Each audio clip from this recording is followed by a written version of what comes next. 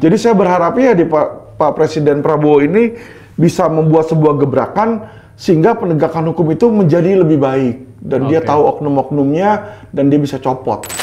Jadi sebelum dia menjalankan pemerintahan pasti kan dia susun kabinet dulu. Nanti ketika dia mengumumkan siapa kabinetnya, dari situ aja kita udah kelihatan, Pak. Ini negara mau dibawa kemana? Nah, inilah kita melihat nanti bagaimana Bapak Presiden Prabowo ini bertindak dari awalnya, kita udah bisa tahu, Pak, nanti, Pak. Ini negara mau jadi lebih baik atau negara ini mau rusak lebih di buruk. situ.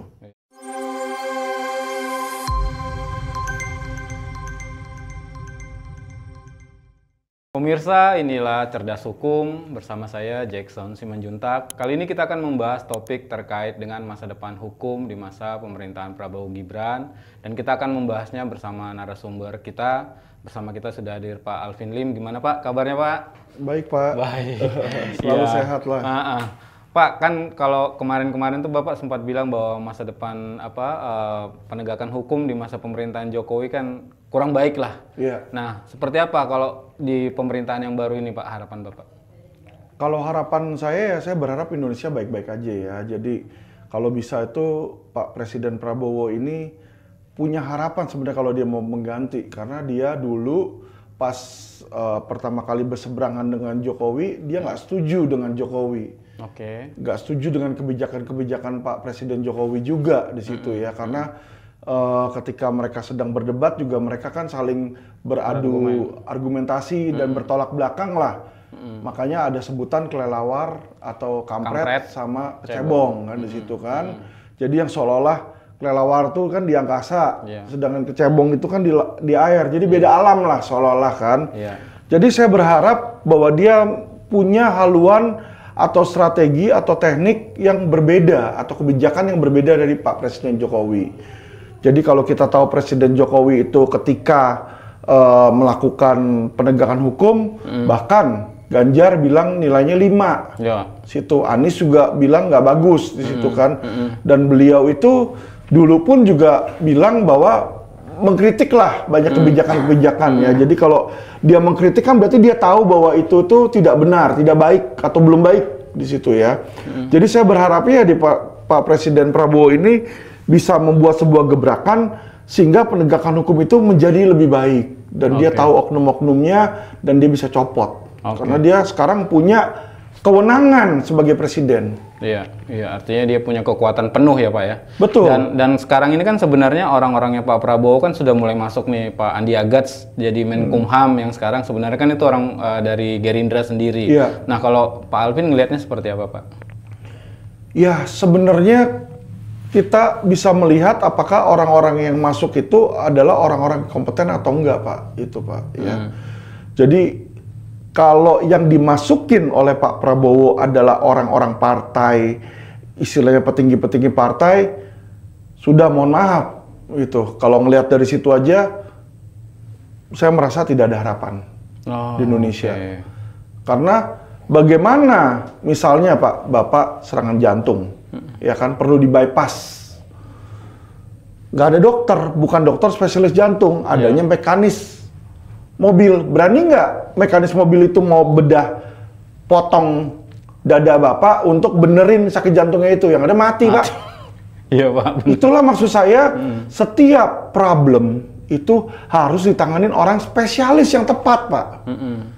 Jadi nggak bisa misalnya Menteri Keuangan diisi oleh orang yang nggak ngerti keuangan.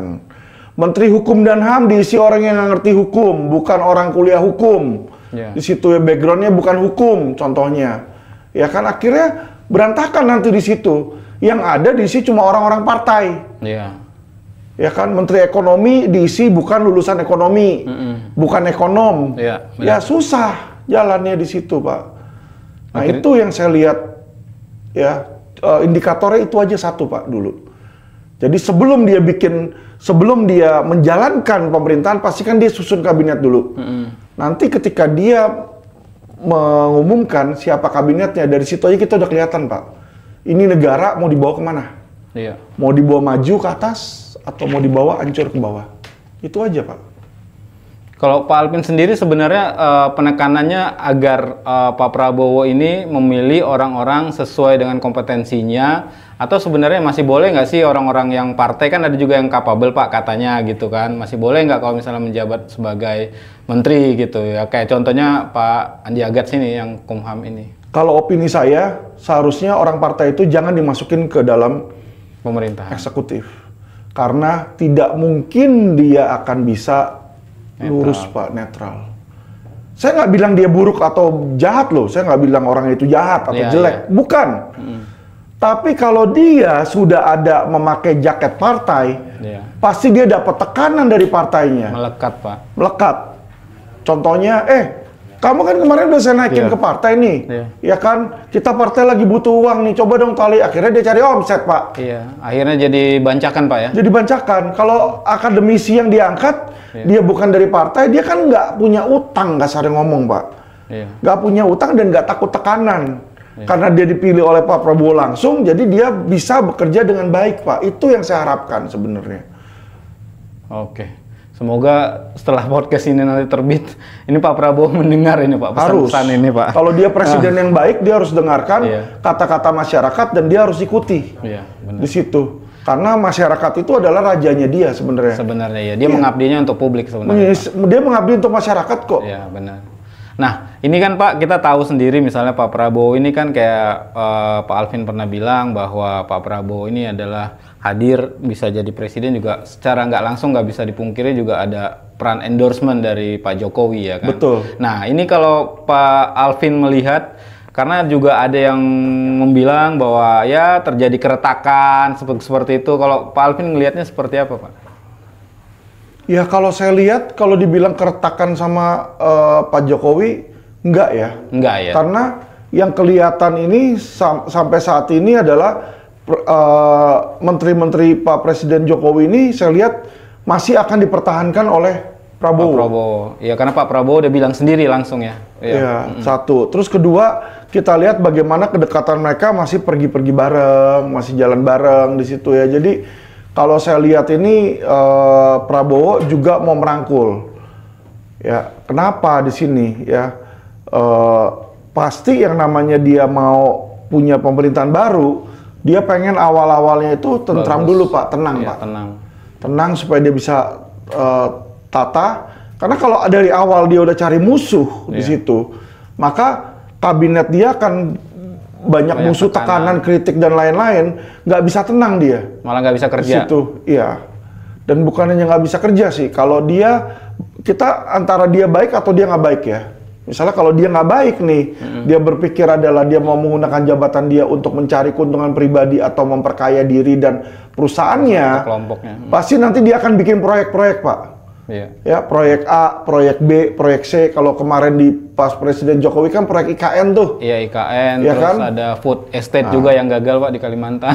Food estate gagal di situ kan. Nah, nanti mungkin Prabowo akan bikin proyek-proyek lain di situ karena setiap pemerintahan baru itu kalau dia mau korupsi, ya kan, dia harus ngambil melalui proyek. Iya, masuknya dari situ Pak. Ya, iya, nggak bisa tiba-tiba diambil duitnya, nggak bisa. Ya, kan dia bilang ada proyek ini kerjasama dengan perusahaan ini, nah nanti disitulah dia dapat setoran. Ya, kita bisa lihat di situ.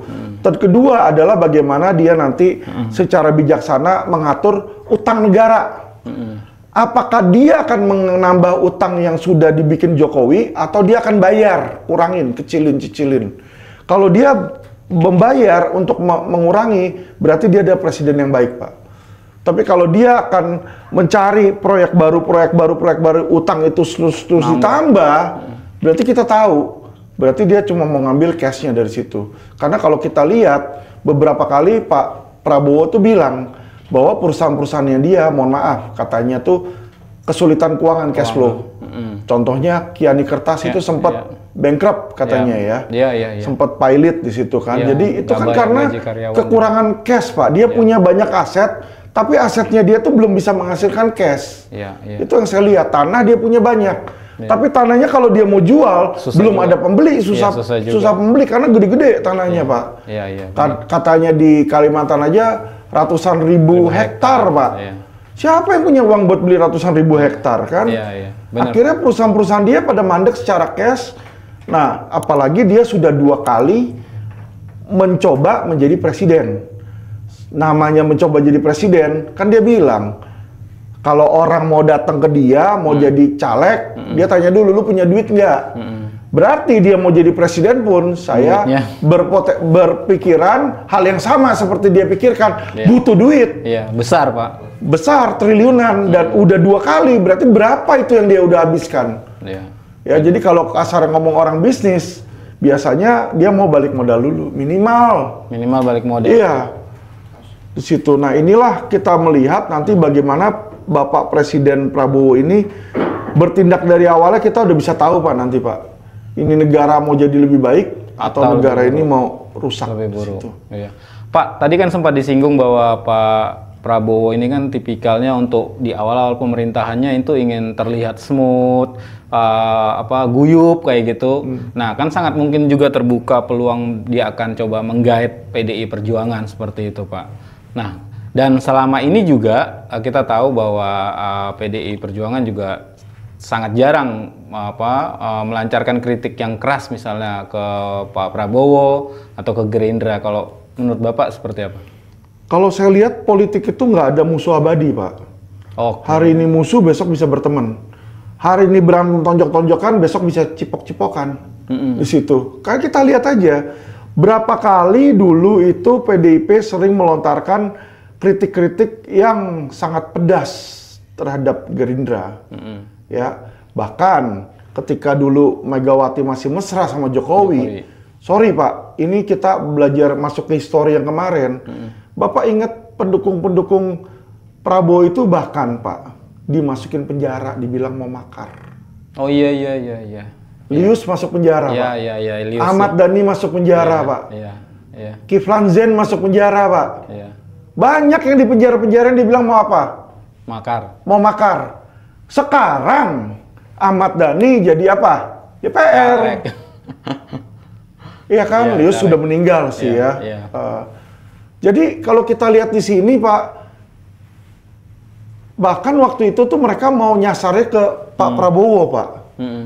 Jadi sebenarnya tuh udah habis pendukung-pendukungnya diniin, ke Prabowo-nya itu mungkin mau ditangkap waktu itu. Harapan terakhir ini, sasaran terakhir di situ kan. Nah, bagaimana seseorang yang dianggap mau makar seperti Ahmad Dhani, mau makar loh, kok malah jadi DPR? Ya kan, maksud saya kan disinilah kita bisa melihat yang mana dulunya berseberangan, sekarang tuh mesra di situ. Dan Ahmad Dhani seolah-olah nggak ada dendam sama sekali sama PDIP. Nggak ada dendam sekali sama Jokowi. Padahal pemerintahan mereka lah yang menjebloskan dia ke dalam penjara. Jadi kalau dia flashback harusnya kan dia bilang, wah ini mereka jahat. Tapi sekarang mereka sudah bisa dengan mudah merubah perspektifnya, menganggap oh ini teman, udah langsung lupa. Dan bahkan Ahmad Dhani ketika ketemu Ahok, dia udah seolah-olah nggak ada apa-apa, padahal dulu dia ngata-ngatain Ahok. Gitu loh. Iya, benar. Jadi kalau saya lihat di sini, ini kan aneh kayak dagelan pasar Pak. Kayak teater, lu di depan teater, depan panggung berantem, di belakang lu ciuman.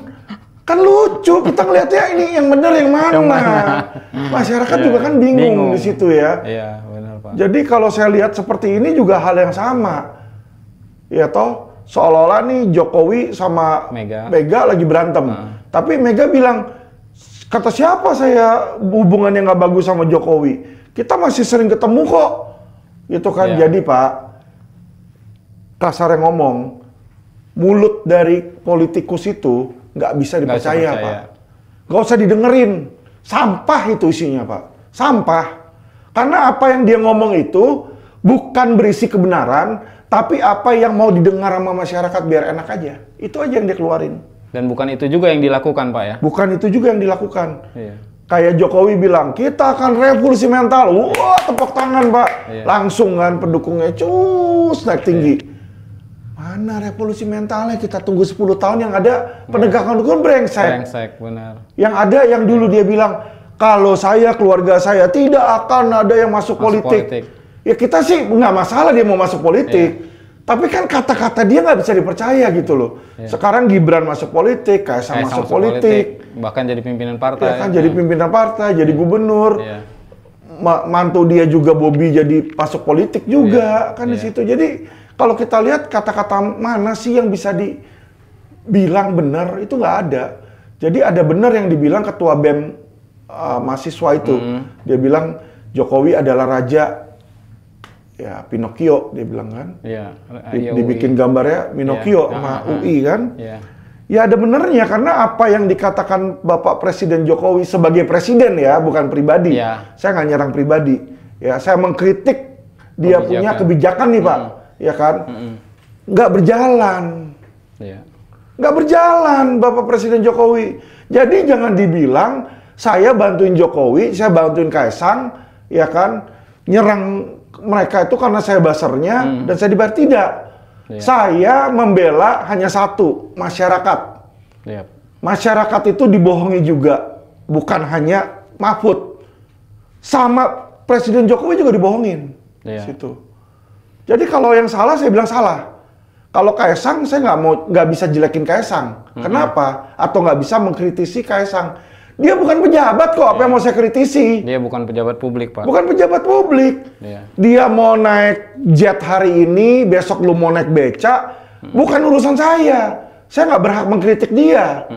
Ya kan, dia mau punya uang dikasih sama siapa karena bapaknya siapa, ya mau gimana, saya lawyer. Misalnya anak saya, sorry ya, saya lawyer, anak saya itu berapa kali menerima pemberian dari orang. Jadi ketemu selebgram, digunting rambut gratis. Biasanya gunting rambut sama dia tuh 2 juta. Anak saya dikasih gratis katanya, karena kan kamu ini. Ya kan? Lah, apakah saya menerima gratifikasi? Kan saya bukan pejabat. Bisa nggak Mahfud bilang, lah, si Ket itu harusnya diperiksa KPK karena Alvin Lim. Karena kalau bukan karena Alvin Lim, dia nggak mungkin menerima. Ya, dia bukannya pejabat kok. Alvin kan bukan pejabat. Kaisang juga kan bukan pejabat. Saya bukan belain Kaisang loh. Yang benar saya bilang benar, yang salah saya bilang salah. Manusia, Mahfud pun nggak benar, Jokowi pun nggak benar, saya pun banyak kesalahannya Bang. Ya kan, tapi kesalahan saya sudah akui ke masyarakat. Ya kan, dulunya saya terima suap, bukan terima suap, sorry, memberikan suap apa semua, ya kan. Ya saya akui di situ. Beda sama orang munafik kayak Mahfud. Mahfud bilang nggak pernah menerima apa-apa, bahkan orang yang terima jet dia nyinyirin, ternyata dia lakukan. Dan dia posting Pak. Dia posting, kan lucu kalau kayak begitu. Bilangnya karena dia panggilan.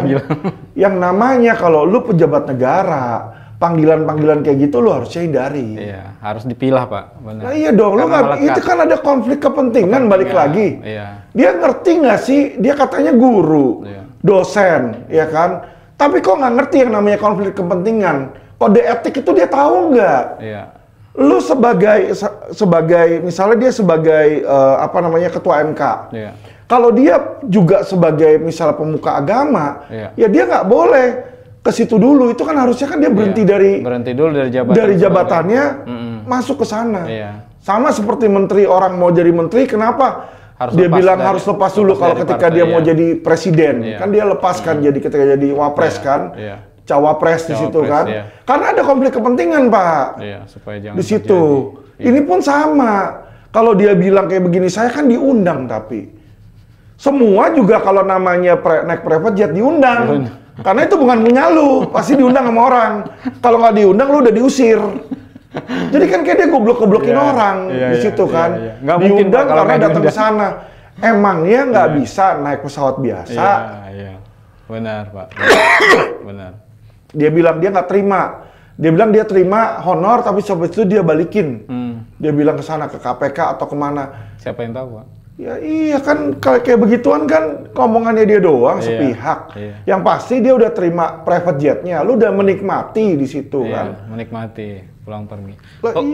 Pak, kita mungkin balik lagi ke penegakan hukum di era Prabowo ini. Nah, sebenarnya kan harusnya Pak Prabowo ini kan bisa berkaca Pak ya, karena dia kan ada di dalam pemerintahan itu sendiri ya selama bilang 5 tahun terakhir, dan harusnya dia banyak belajar tuh Pak dari situ gitu. Nah, kalau menurut Pak Alvin Lim, apa sebenarnya hal-hal yang harusnya dipelajarin sama Pak Prabowo ini khususnya terkait dengan penegakan hukum ini sendiri, Pak? Jadi Pak Prabowo itu kan 5 tahun terakhir menahan ya. Ya, Menhan.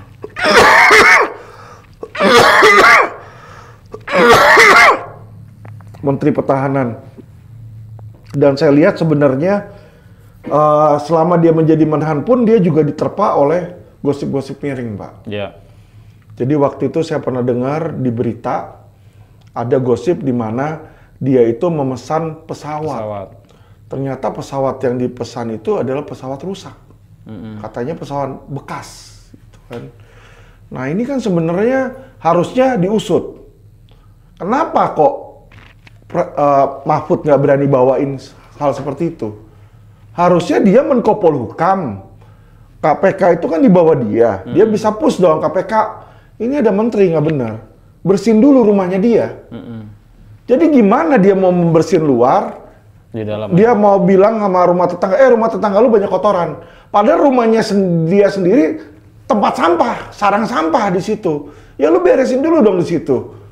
Ya kan? Nah inilah yang saya lihat kenapa Mahfud ini ketika dia mengkritik dia tebang pilih. Berdasarkan apa? Kepentingan partai. Ya kan? Prabowo dia nggak berani sama Prabowo. Dia tuh ciut. Dia itu sebenarnya Mahfud ini pengecut kalau saya bilang, ya kan? Pengecut, lebih parah dari tikus lah. Tikus ketemu orang takut, dia juga takut sama Prabowo. Sekalipun saya lihat ketika Prabowo sudah dipilih, dia nggak berani itu ngelawan. Baik itu ngelawan dia bilang itu curang apa segala macam, udah dia nyerah. Harusnya kan kalau menurut dia curang, lu proses hukum dong, kan itu ada kecurangan. Ya, pelanggaran, Pak. Ada pelanggaran. Kok sekarang lu diem? Di situ. Sekarang kenapa yang diserang cuma Jokowi?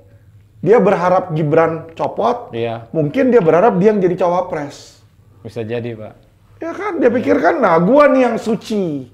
Jadiin gua. Gibran tuh nggak cocok. Saya bukannya belain Gibran. Ya kan, nggak usah ngomong kayak begitu. Ya kan, lu sesama bis kota, nggak usah saling mendahuluin. Lu sama-sama busuk, gua udah tahu. Iya kan? Mau bilang ke masyarakat seolah-olah dirinya bagus. Bagus dari mana? Prestasi dia apa sih selama jadi Menko Polhukam? Apa prestasinya dia?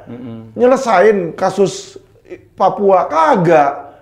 Masih banyak tuh pemberontakan-pemberontakan. Hukum gimana? Jelek. Dia cuma bilang hukumnya jelek. Tapi lu nggak bisa ngerjain, nggak bisa selesain. Berarti apa gunanya lu jadi Menko Polhukam? Itu, Pak. Benar. Ya, jadi zaman Pak Prabowo ini pun saya lihat nanti tergantung dari situ, Pak. Bagaimana cara Pak Prabowo ini mau jadi orang baik atau tidak? Karena Pak Prabowo ini kalau saya lihat bekas militer ya. Harusnya dia tipe yang kuat, bersosok, dia punya kemampuan. Secara kompetensi dia ada. Buat menjadi pemimpin. Karena dia dari muda udah danjen Kopassus. Di situ kan. Cuma tinggal, Pak, balik lagi ke hatinya dia, mentalnya dia. Hatinya dia ada nggak buat rakyat Indonesia, buat masyarakat Indonesia? Apakah hatinya dia, mohon maaf ya, untuk Partai Gerindra atau hatinya dia untuk perusahaan dia, Kiani Kertas dan lain-lain. Di situ. Itu aja. Kalau hati dia lebih ke partai dibanding masyarakat, hancurlah udah Indonesia. Akan jadi diktator kedua. Nah, kalau mungkin kita agak geser sedikit, Pak, terkait dengan kebijakan yang sangat kontroversi, yaitu makan siang bergizi kan. Dulu kan makan siang gratis, sekarang jadi bergizi. Nah, kalau menurut Bapak itu sebenarnya program ini tuh Bapak melihatnya seperti apa sih sebenarnya ini? Kalau saya melihatnya ini program makan siang bergizi ini cuma sebagai, mohon maaf ya, opini saya ya, bancakan proyek aja, Pak, buat orang-orang partai. Orang-orang partai dan orang-orang yang mendukung dia lah di situ. Bancakan aja, karena makan siang gratis itu bukanlah sesuatu yang, kecuali ya rakyat Indonesia ini banyak yang kelaparan. Nggak makan sama sekali. Kalau banyak yang kelaparan, nggak makan, nggak sanggup beli beras atau apa, oke lah kita kasih makan siang. Itu pun cuma makan siang. Pagi sama malamnya lu kagak kasih juga orang tetap aja masih kelaparan. Iya kan? Jadi daripada uangnya untuk makan siang bergizi seperti itu, baiknya lunasi hutang. Ya kan? Untuk turunkan nilai hutang kita. Karena kalau utangnya gede, Iya. nanti Indonesia bayar bunganya aja nggak mampu. Nggak mampu, benar. Apalagi pokoknya, Pak ya. Akhirnya anak cucu kita ini kerja keras untuk bayar ke situ. Coba lihat negara-negara yang nggak ada utang, kayak United Emirates Arab, Qatar, di situ kaya-kaya, ya kan. Bahkan dia nggak perlu pajak lagi, Pak, majakin masyarakat. Jadi rakyat itu memang semuanya secara keseluruhan makin naik ekonominya, kan di situ gunanya. Kalau dia untuk bayar utang, bunganya aja nggak bisa, habis itu dikasih utang lagi, matilah kita. Sama aja orang terjerat pinjol. Apa yang terjadi sama masyarakat yang terjerat pinjol nggak bisa bayar? Bunuh diri, Bunuh diri, Pak. Itulah yang nanti terjadi sama negara yang punya utang dan nggak bisa bayar. Stres. Oke, Pak, terakhir closing statement. Pesan Bapak buat Pak Prabowo. Ya, saya pengen Pak Prabowo untuk menjadi presiden yang baik ya. Yang baik ya. Presiden yang baik dan sayang kepada masyarakat. Ya, saya nggak tahu beliau seperti apa karena saya belum pernah ketemu beliau. Tapi saya berharap beliau itu bisa cinta sama masyarakat. Dan program nomor 1 yang saya harapkan dilakukan oleh beliau sebenarnya adalah program penegakan hukum. Hukum. Karena saat ini hukum itulah yang ada di comberan yang paling bawah. Kebalik ya, Pak ya. Nah, Indonesia aja kepolisiannya dibilang yang paling korup se-Asia Tenggara kok. Iya. Ya kan? Iya. Kapolrinya bangga, tepuk tangan. Bahkan ada tagline jangan lapor polisi. Jangan lapor polisi di situ kan. Iya. Baik-baik aja tuh menurut mereka terkorup oke tuh. Nggak masalah. ada itu program anti korupsi dari Iya. Kapolri atau dari mana ada kan atau dari presiden. Iya. Ayo tolong itu kan polisi terkorup kan. Iya. Taruh KPK, agen KPK di setiap Polda misalnya. Mana ada? Iya, iya. Berarti menunjukkan bahwa mereka memang tidak serius memberantas korupsi, Pak. Di situ. Iya. Ya itu, pemberantasan hukum tuh harus nomor Penegakan 1. hukum Kalau ya, hukumnya baik, kayak Cina, kayak Singapura sekarang. Singapura udah jadi negara maju. Maju. Karena hukumnya baik. Cina dulu orang pada ngata-ngatain jelek, sampah. Sekarang negara Cina itu saya lihat ke sana lebih maju, Pak. Dan bahkan bisa ngalahin Amerika. Mobil Tesla aja dia bisa bikin BYD. BYD. Indonesia mana yang katanya kemarin mau bikin mobil Timor atau mobil apa tuh yang Jokowi bilang udah dipesan. Berapa mana? Iya, Pak. Kok aneh hilang, simsalabim hilang gitu kan. Iya. Nah inilah kita lihat Indonesia tuh itu. Kebanyakan cipwa. Iya. Susah majunya kalau kayak begini, Pak. Oke, Pak Alvin, terima kasih Pak. Semoga Pak Jokowi kembali melihat talk show kita ini. Terima kasih Pak Alvin buat diskusinya, sangat bermanfaat, sangat insightful. Itu dia tadi pemirsa diskusi kita. Kita ketemu lagi di diskusi-diskusi selanjutnya di Cerdas Hukum. Terima kasih Pak Alvin. Pak. Jangan bosan-bosan Pak. Siap.